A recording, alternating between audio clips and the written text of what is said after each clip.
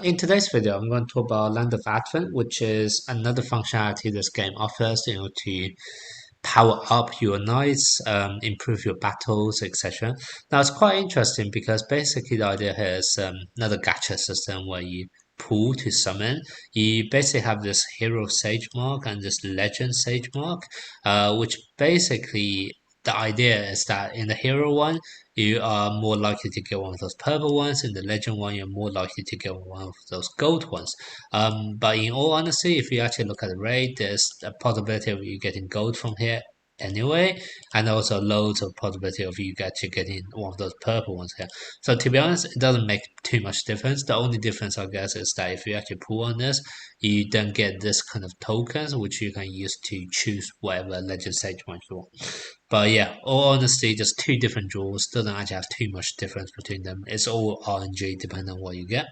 Now, once you get 10 of them, or if you just meant to pull one of the Sage Mark by yourself, you can then actually craft uh, one of those Sage Marks, etc. There are three purple ones and five gold ones. The gold ones are obviously better than the purple ones, are a lot harder to get.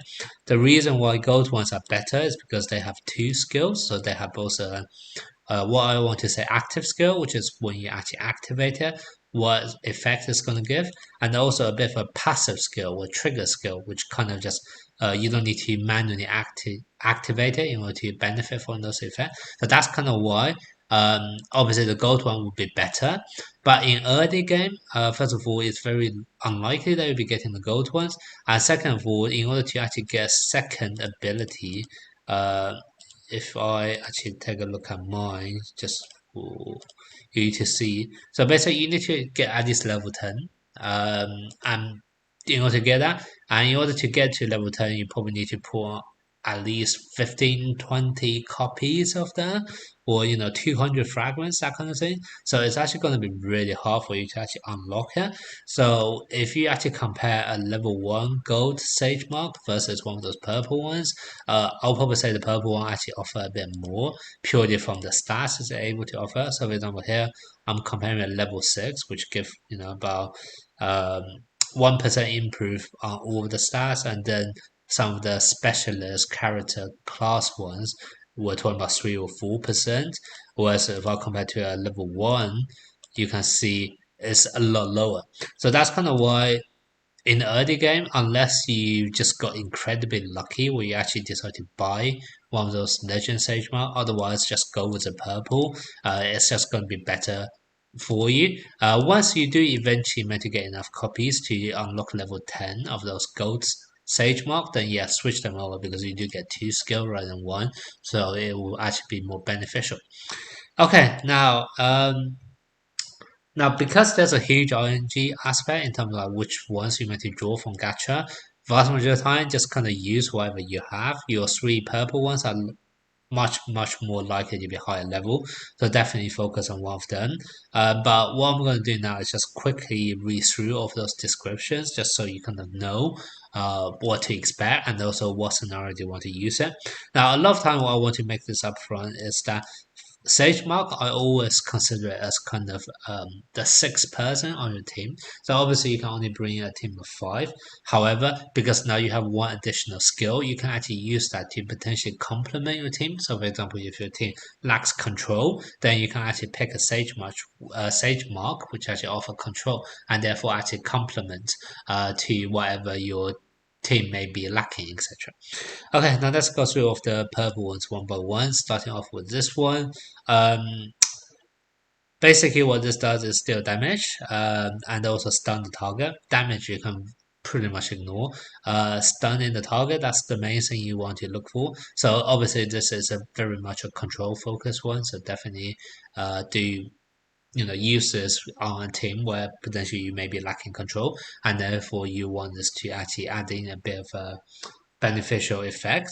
The one thing which I quite like about this is actually the duration is 2.5 seconds, which I believe is just less than what what's that new functionality called?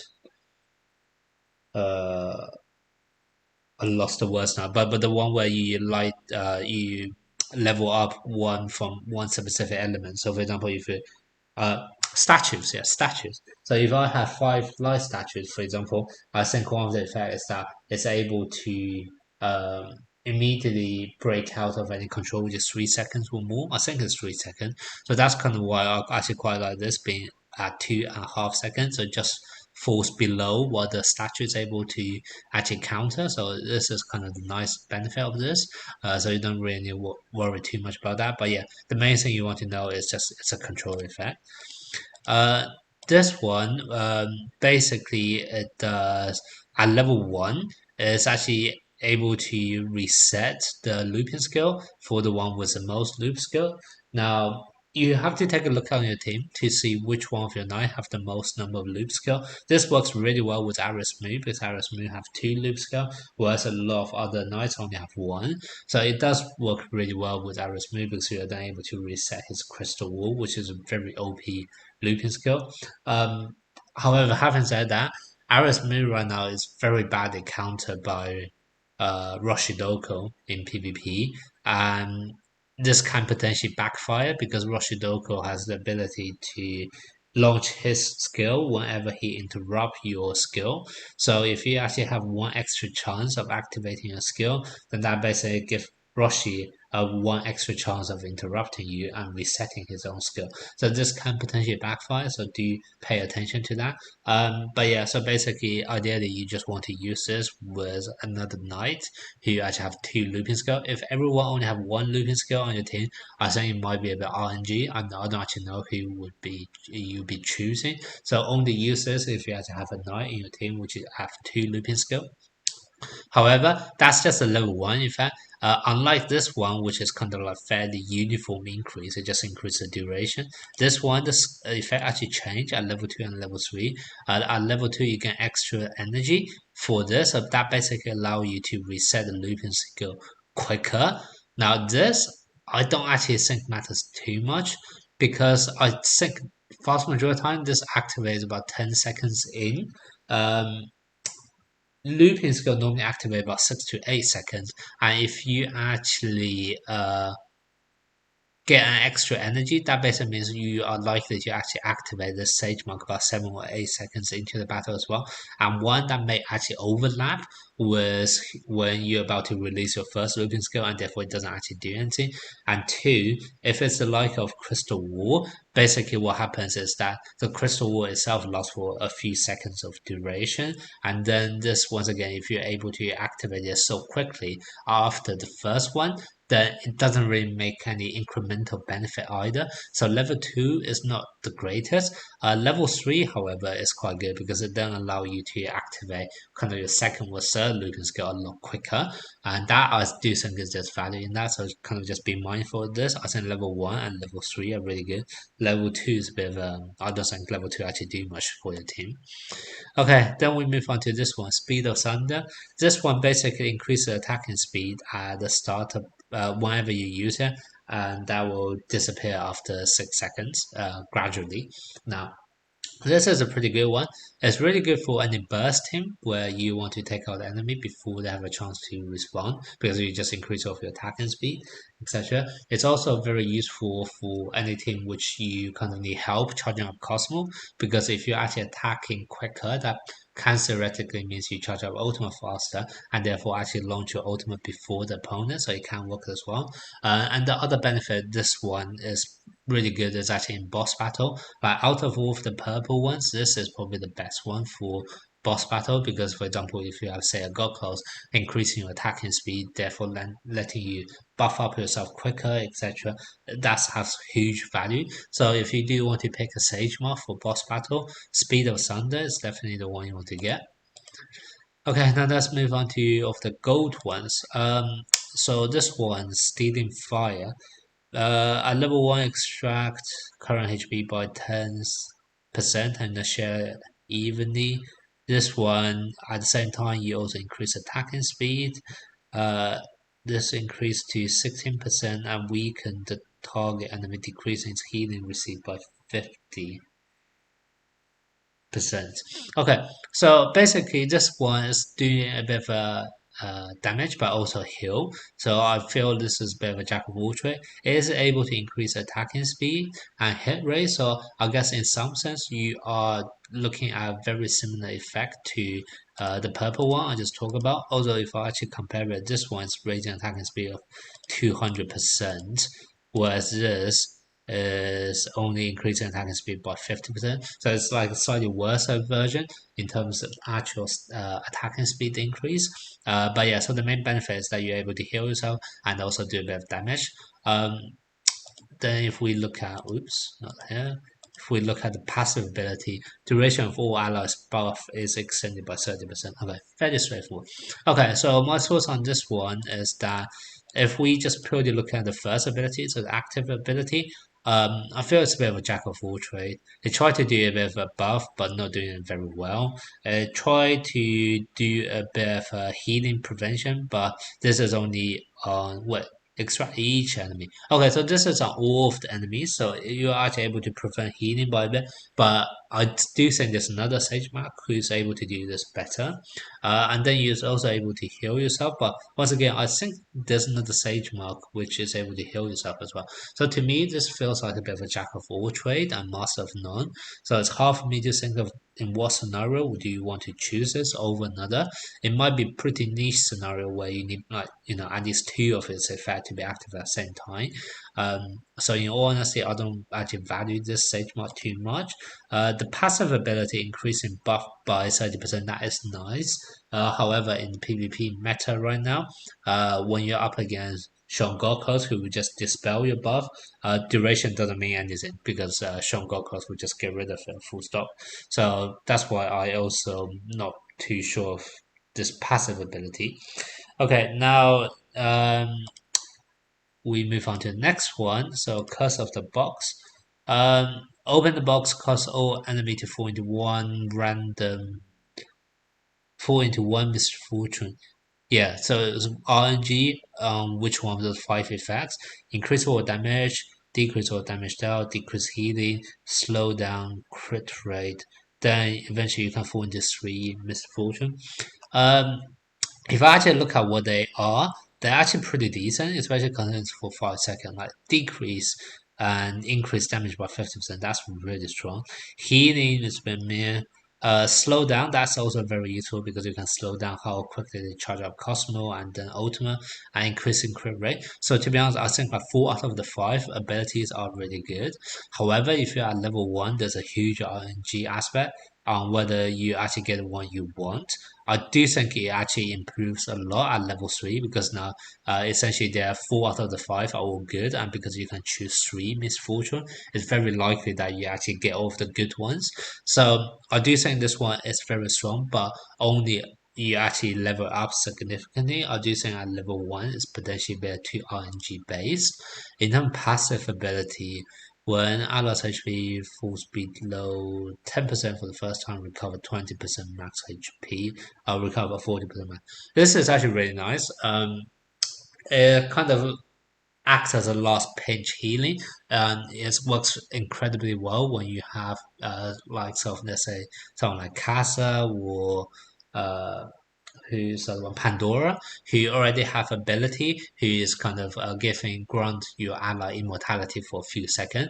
Now you're able to do that and also charge up. So I do think this is actually works really well for Casa and Pandora, etc. And just in honesty, this is a quite useful ability. The only thing I have to be slightly careful about is that if the enemy actually do like burst damage, then potentially they are able to go from above 10% all the way to killing you straight away without giving you the chance to actually recover. But still, this is for any ally out there, and each knight can only trigger this one time. Basically, that means all 5 of your knights have this kind of last resort healing ability. So I do think this is actually really, really strong passive ability. So yeah, so for this Sage Mark, I definitely think it's very strong, especially once you unlock its passive, and then as you level it up, all the way up to level 2, level 3, its active ability is going to get a lot better as well. So I do think this is one really good Sage Mark. And then Control of Fate. Stuns the enemy with the highest HP percentage for 4.5 seconds. At the same time, the ally with the lowest HP percentage will become invincible. Now, stunning the one with the highest HP percentage, that means nothing because a lot of times the one with highest HP percentage are not going to be the damage dealers. Damage dealer take a lot of damage, so it's more likely the one with the highest HP is more like a support or tank. So stunning the enemy with the highest HP percentage doesn't mean much. However, if you're actually able to makes your one with the lowest HP percentage become invincible for 4.5 seconds. That is actually really, really strong. It can buy you a lot of time when you don't actually have a healer on your team, so you can use it for that purpose. Even though you're not healing, at least you can make sure that you won't die for 4.5 seconds. It also comes at a quite nice time because remember, Sagemark normally get activated about 10 seconds in. That's normally at the point where you have already taken a lot of damage and at risk of dying. So from timing perspective, this is actually quite good as well in terms of first time when you'll be able to activate it. So this is definitely very nice active ability. But once again, I do think you need at least level 2 for this to work. So bear that in mind. Now, in terms of its passive, for every surviving ally control of fate. So that's the Sagemark recover speed. Energy recovery speed increased by 5%. I think that basically just means also your Sagemark charge up quicker. So that's quite nice. For every surviving ally war enemy is increased. When any knight is defeated, you restore 2000 immediately. I think this is a very strong passive as well. So basically, first of all, the fact that you're able to increase in speed quicker, that normally just means that you have this able to activate a lot more. And if you remember, this its active skill is actually quite strong at level 2, making you invincible. So if you are able to actually shorten the charging time, that's actually really beneficial. At the level 3, it's also really nice because what that basically means is that normally the way the battle goes is that when enemy find a gap in your team and actually kill one of your knight, it's very easy for them to kill off the rest one by one because it's like 5 against 4. Well, basically, they already have advantage. So the fact that whenever any one of your knights is defeated, you're able to immediately restore energy. That's really strong as well because you can potentially actually overturn the flow of the battle, even though you are kind of on a losing momentum. So I do really like this as well. So control fate, I think that's a good Sagemark as well. So then we move on to gift of patron. Strongly purify all debuff. Oops, keep on doing this. Strongly dispel all buff. After purification, recover 10% of lost HP to all knights. Okay, fairly standard ability, very similar to what Sean Gokos is able to do. So I think for your first team purposes, I don't recommend the Sagemark if you already have Sean Gokos. But I do see value in this if you are playing multi-team because what happens is that right now, to be honest, there are not too many characters who are able to dispel and purify. So if you do have there's a Sean Gokos in your team 1, maybe Pandora who's able to do similar thing in team 2, but you still need someone in team 3, then I do think the Sagemark actually very well fill in that gap. So that's kind of what I was saying earlier. You can use Sagemark to not just complement and make your team stronger, but also fill in gaps and holes that your team may currently lack. So I do think this have a lot of value in multi-team, but not for your first team. In terms of passive ability, when HP is lower than 20%, you will gain damage reduction by 40%. Um, I think this is also good. I don't think this is as strong as kind of the Pandora and the last two stage mark where we have seen like actual invincibility to prevent you from dying or kind of recharging HP straight away. This one is a bit more passive in the sense that you reduce the damage reduction, but you still need a healer, to actually make sure your knight is healed up, etc. So I think this is more suited for kind of like a slow game where you have like heal over time kind of thing. For example, let's say if you have Aris Mu who is able to gradually heal per second, that kind of thing, then I think it would be nice. But yeah, I think this is only for kind of like a slow healing kind of tactic where this will actually be beneficial over the actual invincibility or just top up HP straight away. So that's kind of my view on this one. So overall, I don't think this is as strong as the last two we talk about. More suited definitely for let's say your team two or team three, but not for your first team. Then the last one, Punishment of Greed. Deal damage equal to 320% of allies' average attack and reduce target's healing received by 100%. So this prevent healing completely. Whenever the enemy recover HP, the damage they will receive is going to be increased as well. So yeah, so this is just a very straightforward anti-heal. So this one is very situational depending on which team you're facing. If you actually face a team with, let's say, lots of healers, let's say in Guild War where people spam lots of healers trying to make the battle goes more than 30 seconds, then I can see value there because we are able to prevent the healing straight away and also make sure that even if they do heal, they will take more damage as a result afterwards as well to kind of counter that healing. So this is probably useful for that situation. But once again, for the first team, I don't think this is the most needed. Purely because once again in the PvP meta, a lot of the healers are kind of out of meta now. Like Aerosmith is the best healer, but he's countered so much by Roshidoka right now that you are seeing Aerosmith full out of like first team a lot of the time near the top. So I don't actually think there's too much healing prevention necessity in top tier PvP, but maybe in tier two, in multi team, this can still be useful. Okay, so yeah, so that's kind of my thoughts on all of them. So as a quick summary, um, use the purple ones while you have them until you actually have one of the gold ones in order to unlock the passive ability. Because without the passive ability, all of the purple ones are just going to be better than the gold ones. Force of Avalanche is for when you actually need controls on your team. Wisdom Goddess, you only want to use it when you actually have someone with 2 looping skill in your team. Speed of Thunder is normally good for burst team and also for boss battle. Grace of Stealing Fire, this is a bit of a jack of all trades. I probably think it's the worst one, or the most actually no, I think this is the worst one. But this is definitely near the bottom of the tier out of all of the gold Sagemark. Curse of the Box, Control of the Fate, those two in my opinion are the best one. If you do have them, definitely prioritize on those two. I definitely think they have the most value.